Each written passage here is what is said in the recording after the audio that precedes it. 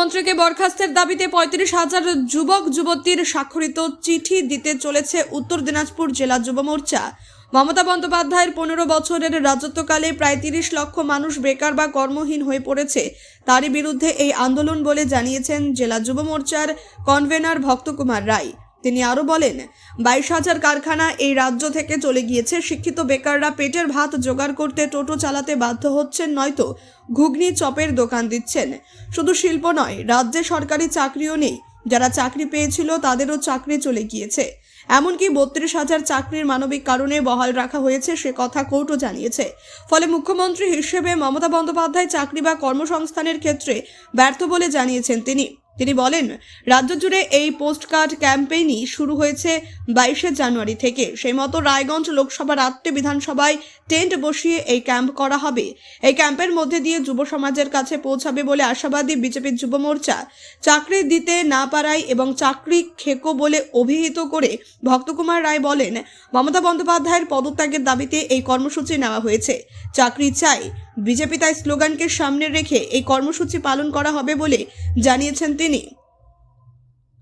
পাশাপাশি তিনি বলেন, আগামী বিধানসভায় বিজেপি ক্ষমতায় এলে বছর বছর এসএসসি, পিএসসি, প্রাইমারি টেট সহ বিভিন্ন সরকারি পরীক্ষা নেওয়া হবে।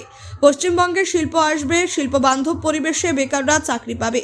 তাই এই কর্মসূচি সফল করতে সকল যুবকদের আহ্বান জানান তিনি। রায়গঞ্জ বিধানসভায় ৬টি, হেমতাবাদ, কালিয়াগঞ্জ, করণদিঘি বিধানসভায় ৪টি, গোয়ালপুকুর চাকুলিয়া বিধানসভায় ২টি ও ইসলামপুর বিধানসভায় ৩টি ক্যাম্প করার কথা আপাতত আছে। রাজ্য থেকে মোট ৩২,০০০ চিঠি পাওয়া গিয়েছে, কিন্তু তারা ৩৫,০০০ চিঠি দেওয়ার লক্ষ্যমাত্রা নিয়ে এগোচ্ছে বলে জানিয়েছেন ভক্তকুমার রায়। দাদা, আপনার নাম আর কি পদে রয়েছে? নমস্কার, আমি ভক্তকুমার রায়, ভারতীয় জনতা যুব মোর্চা উত্তর দিনাজপুর জেলার আহ্বায়ক। আপনার প্রেস মিট কেন নিলেন? আপনারা জানেন, ২০১১ সাল থেকে মমতা ব্যানার্জি ক্ষমতায় আসার পর ১৫ বছর পেরিয়ে গেছে। এই ১৫ বছরে বাংলার ৩০ লক্ষ মানুষ আজকে বেকার, কর্মহীনতায় ভুগছে।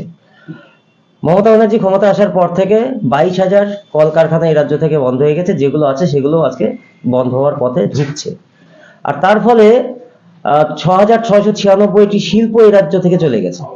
তার ফলে আজকে বাংলার বেকার যুব সমাজ, তারা কেউ টোটো চালাতে বাধ্য হচ্ছে, কেউ ঘুগনি মুড়ি এগুলো মুখ্যমন্ত্রীর কথা অনুযায়ী সেই কাজ করতে বাধ্য হচ্ছে। একজন রাজ্যের মুখ্যমন্ত্রী, তার কাজ ছিল এই রাজ্যের মানুষকে কর্মসংস্থান দেওয়ার, চাকরি দেওয়ার, কাজ দেওয়ার। সেই কাজে তিনি সম্পূর্ণভাবে ব্যর্থ। সেই কারণে ভারতীয় জনতা যুব মোর্চা পশ্চিমবঙ্গ প্রদেশের ডাকে গত ২২ তারিখ থেকে শুরু হয়েছে এই প্রোগ্রাম, বাংলা চাকরি চাই, বিজেপি তাই।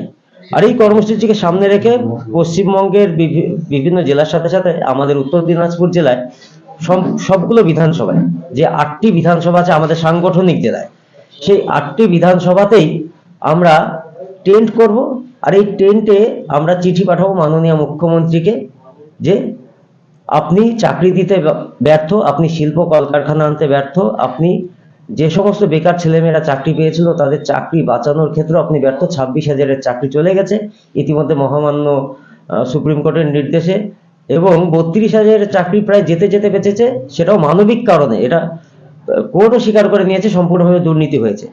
এই দুর্নীতিগ্রস্ত চাকরি খেকো মমতা ব্যানার্জির সরকারকে আমরা বরখাস্তের দাবি জানাচ্ছি। বাংলার যুব সমাজের কাছে আমরা যাচ্ছি, ১৮ থেকে ৪০ বছর বয়সী যুব সমাজের কাছে।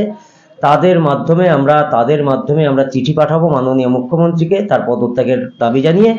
আমরা চাই মমতা ব্যানার্জি অবিলম্বে পশ্চিমবঙ্গে থেকে তার পদত্যাগ করুন, বরখাস্ত করা হোক মমতা ব্যানার্জিকে, এবং ভারতীয় জনতা পার্টির সরকার আসার পরে প্রতি বছর পিএসসি, প্রতি বছর প্রাইমারি টেট এবং বিভিন্ন যে সরকারি চাকরির পরীক্ষা আছে সেগুলো হবে। পশ্চিমবঙ্গ শিল্প বান্ধব পরিবেশ গড়ে উঠবে, পশ্চিমবঙ্গে শিল্প কলকারখানা আসবে। সেই কারণে ভারতীয় জনতা পার্টির সরকার দরকার। আমাদের স্লোগান চাকরি চাই, বিজেপি তাই, চাকরি চাই বাংলা। এবারে পরিবর্তন দরকার, চাই বিজেপি সরকার।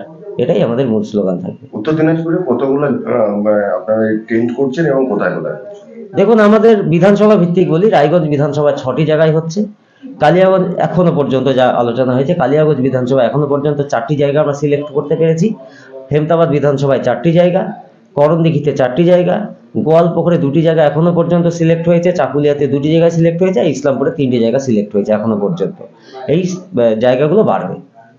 কত চিঠি আপনারা দেবেন বলে মনে হয়? আমাদের জেলা থেকে 35,000 চিঠি, 32,000 আমরা ভাগে পাবো, কিন্তু আমরা চেষ্টা করছি আরো 3,000 বাড়িয়ে 35,000 চিঠি পাঠানোর। আর প্রতিটা বিধানসভাতে, যেমন যেগুলো বিধানসভা আমরা খুব ভালো অবস্থায় আছি, যেমন রায়গঞ্জ, কালিয়াগঞ্জ, হেমতাবাদ, করণদিঘি, এইসব বিধানসভা থেকে আমরা 4,000 করে চিঠি কমপক্ষে পাঠাবো।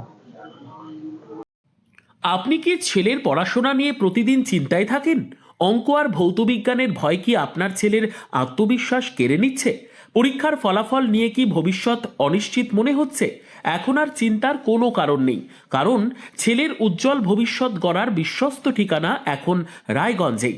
রায়গঞ্জের প্রাক্তন প্রধান শিক্ষক নীরেন দাস দীর্ঘদিনের অভিজ্ঞতা, গভীর বিষয় জ্ঞান ও ছাত্রবান্ধব পড়ানোর মাধ্যমে ইতিমধ্যেই বহু ছাত্রকে সফলতার পথে এগিয়ে নিয়ে গেছেন।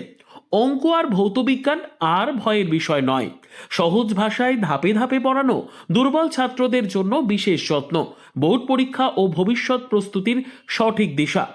আজ যে ছাত্র পিছিয়ে, কাল সেই হতে পারে সেরা।